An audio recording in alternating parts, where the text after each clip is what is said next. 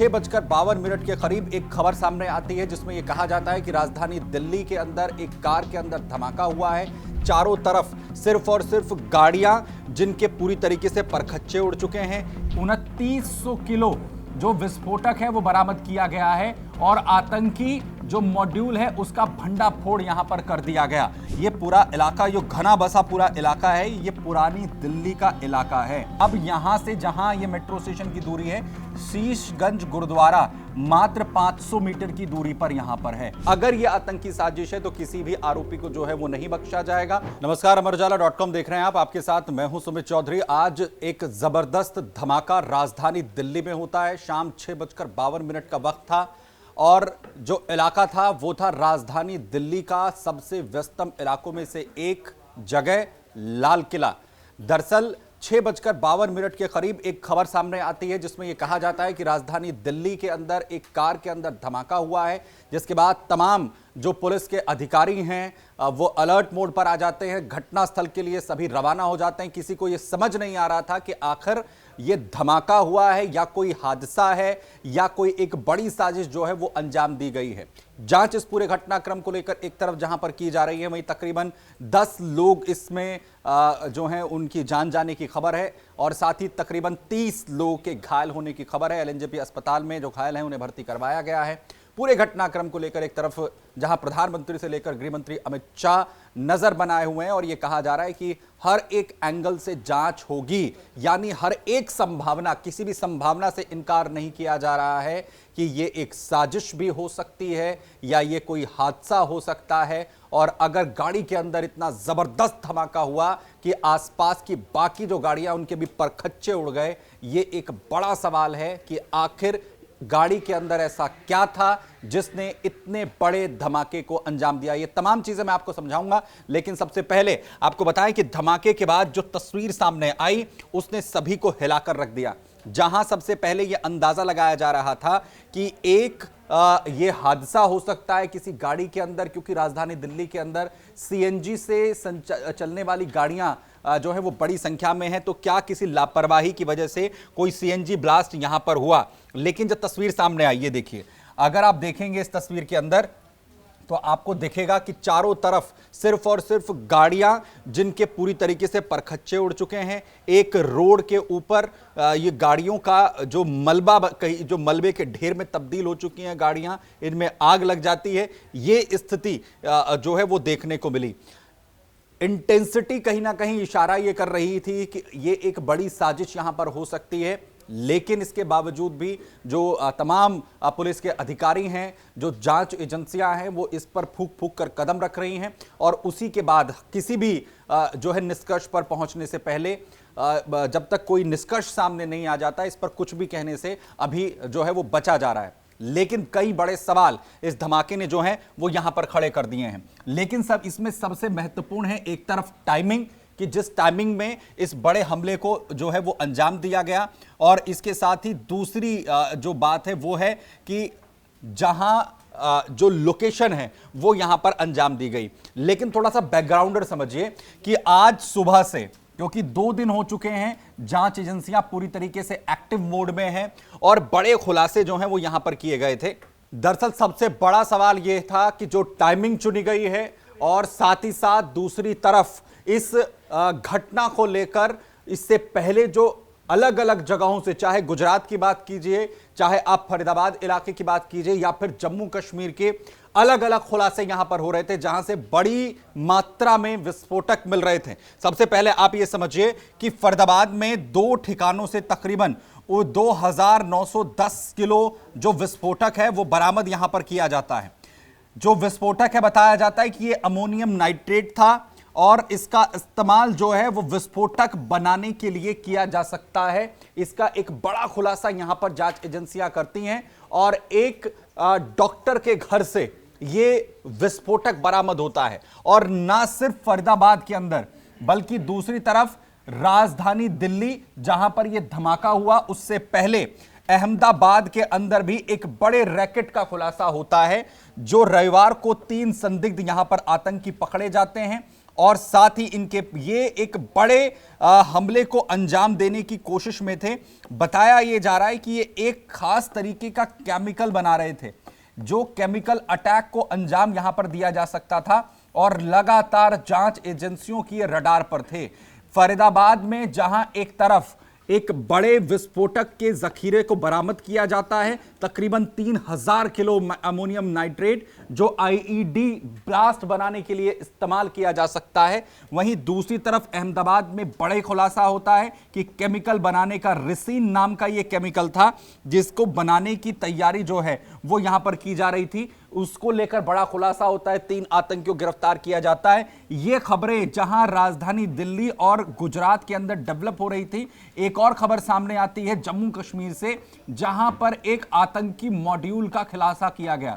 आतंकी मॉड्यूल का भंडाफोड़ जो है वो जांच एजेंसियों की तरफ से किया गया, जिसमें बताया गया कि तकरीबन 2900 किलो जो विस्फोटक है वो बरामद किया गया है, और आतंकी जो मॉड्यूल है उसका भंडाफोड़ यहां पर कर दिया गया। ये 3 खबरें जिस तरीके से डेवलप हो रही थी, इनके जो डॉट्स हैं उन्हें लगातार जांच एजेंसियां कनेक्ट कर रही थी। वहीं दूसरी तरफ शाम को तकरीबन 6:52 पर खबर सामने आती है कि लाल किला इलाके में मेट्रो स्टेशन के पास एक बड़ा धमाका जो है वो अंजाम यहां पर दिया गया, जहां पर लाल किले के मेट्रो स्टेशन के गेट नंबर 1 पर एक कार में जो है वो धमाका हुआ, और जिसके बाद यह कहा गया कि यह कोई हादसा हो सकता है, लेकिन इसकी पुष्टि नहीं हो रही थी। जहां पर यह धमाका हुआ, सभी जानते हैं कि पुरानी दिल्ली का इलाका है और सबसे ज्यादा भीड़ भाड़ वाले इलाकों में से एक यहां पर माना जाता है।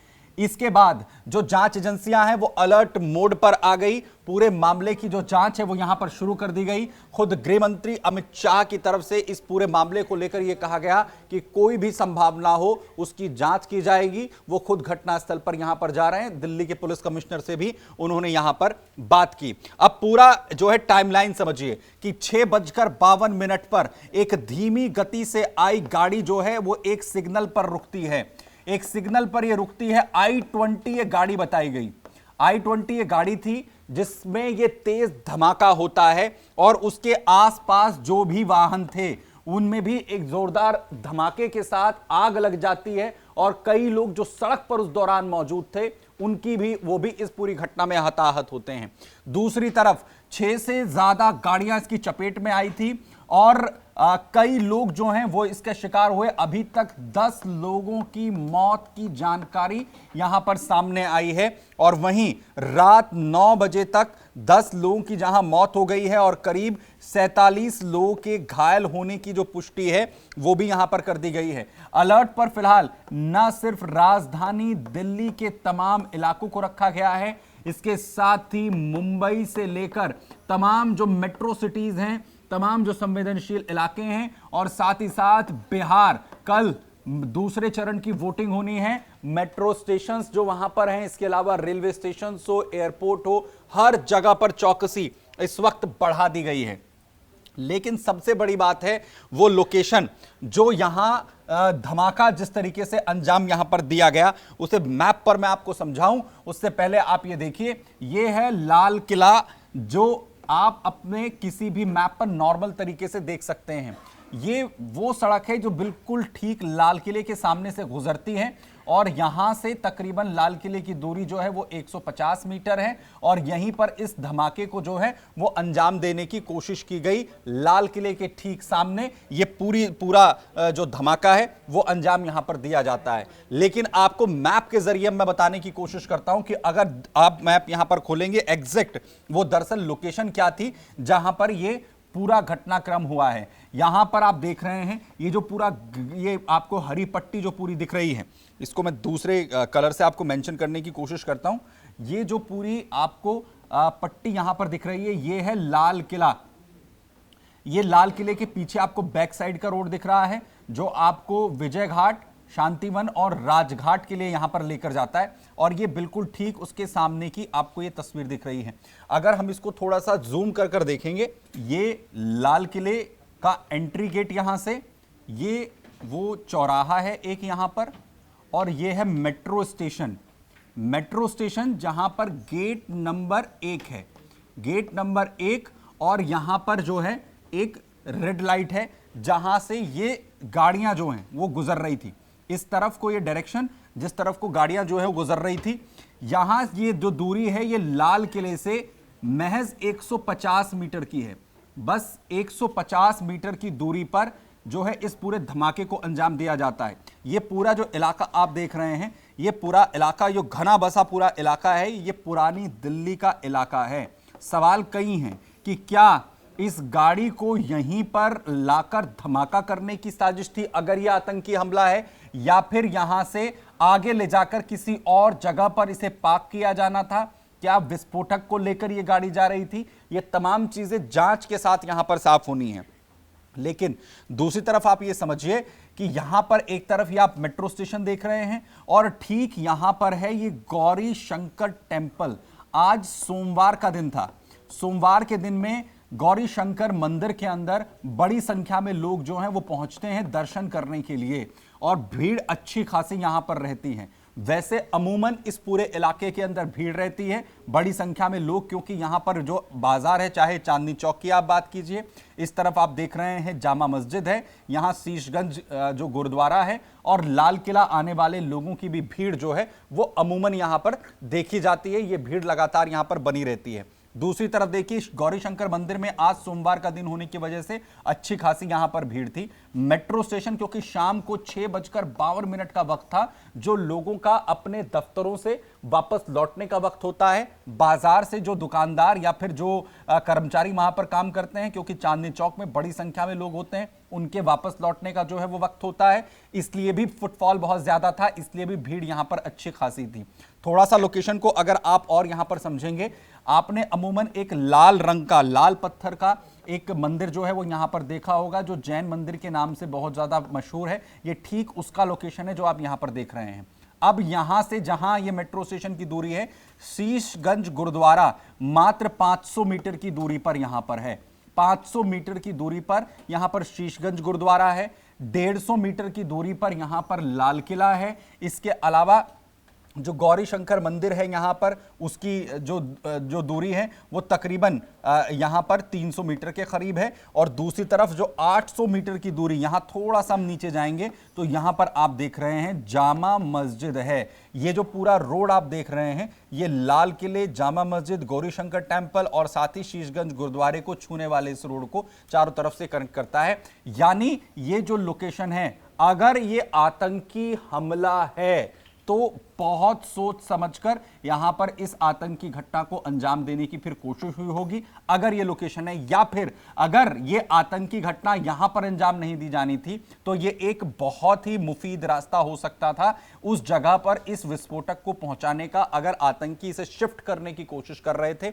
और तीसरी, अगर ये यहां ना होकर इस भीड़ भाड़ वाले इलाके में पहुंचता तो क्या और भी ज्यादा नुकसान जो है वो यहां पर हो सकता था। लेकिन एनआईए की टीम हो, एफएसएल की टीम हो, तमाम जांच एजेंसियां हो, वो इस पूरे घटनाक्रम पर अब नजर बनाए हुए हैं। गृह मंत्री अमित शाह ने साफ कर दिया है कि इसकी हर एंगल से जो है वो जांच होगी। अगर ये आतंकी साजिश है तो किसी भी आरोपी को जो है वो नहीं बख्शा जाएगा। प्रधानमंत्री की तरफ से भी जिन लोगों ने इस घटना में अपनों को खोया है उनके लिए दुख व्यक्त किया गया है और साथ ही साथ ये कहा गया है कि पूरे मामले की जांच जो है वो लगातार की जा रही है। घटनाक्रम को लेकर लगातार डेवलपमेंट हो रहा है। जो भी अपडेट इस पर सामने आएगा उसे आप तक पहुंचाते रहेंगे। साथ जुड़ने के लिए फिलहाल बहुत शुक्रिया। अगर आप ये वीडियो YouTube पर देख रहे हैं तो हमारे चैनल को सब्सक्राइब कर बेल आइकन दबाएं और Facebook पर देख रहे हैं तो हमारे पेज को लाइक करें।